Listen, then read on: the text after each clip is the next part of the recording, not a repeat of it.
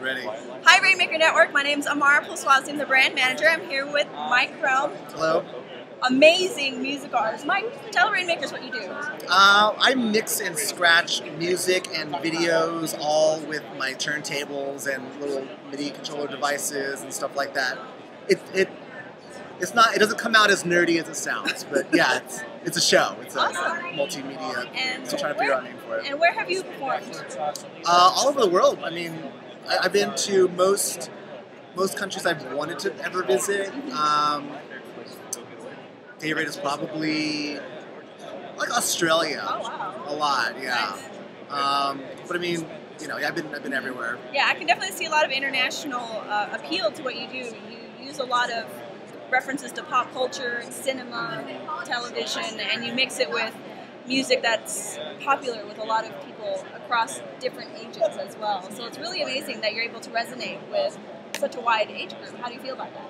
Well, the funny thing about that is when I started doing my shows overseas, that's when I realized that not everybody, like, I'll use some cool cult classics that are popular in the States, not necessarily popular in Europe. Do you get the expats You know what I mean? that are like, woo! Yeah, so it's like, oh, okay, you guys didn't watch that. All right, so I had to change it up. But that was my first sort of lesson, I guess, that our reach isn't as far as we think it is. Okay. So I started researching international films and television shows. And so I studied up before my next tour. When was that?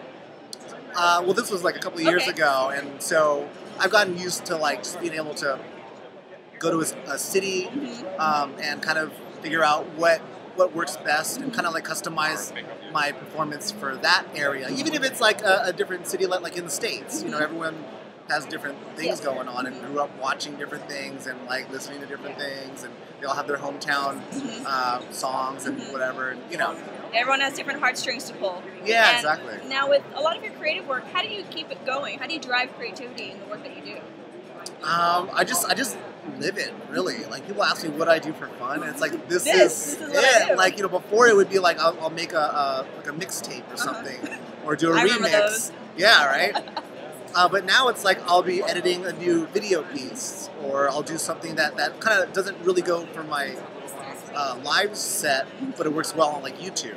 You know what I mean? Or I'll do like a remix for a trailer or something. Just like there's all kinds of things going on, and it's such a new art form. Like what I'm doing with scratching the videos and everything, that I'm able to just kind of go wherever I want to. There's no boundaries. There's no boundaries, no set path. And sometimes that's sort of a disadvantage because there's too many options. There's too many things to do. But then once you kind of sit down and focus on what you want to do, it makes it a lot easier. Awesome. And for all the students that are looking to get into media, radio, film, music, what kind of advice do you have to give them?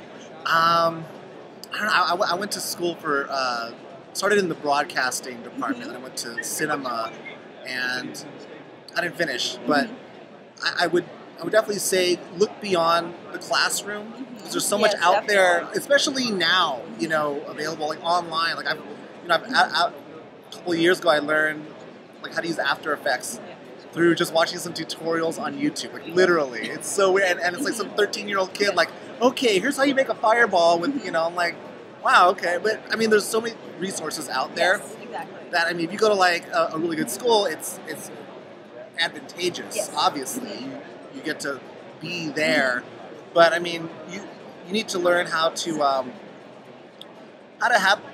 maintain that thirst for knowledge after school, where it's not like pushed on you. Exactly. Because I learn more now, just because I feel like it's just a part of me. You know what I mean?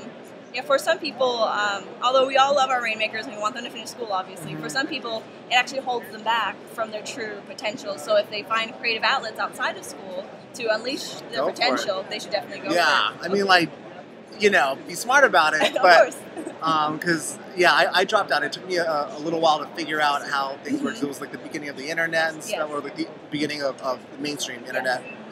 And I mean, you definitely got to really believe in what you're doing and go for it. Yeah. So, end story: stay in school, follow your dreams, and figure out a way to drive your passion, your creativity in and outside of school. So, Well said from Mike Relm. Thank you very much for the interview.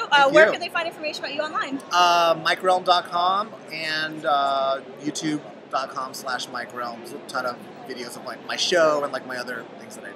Awesome. Well, thank you very much. Have a great time. Thanks, so, guys. Rainmakers, we're here at NAB here in Las Vegas. Come check us out. Mike Relm's going to be spinning here in a little bit. See ya.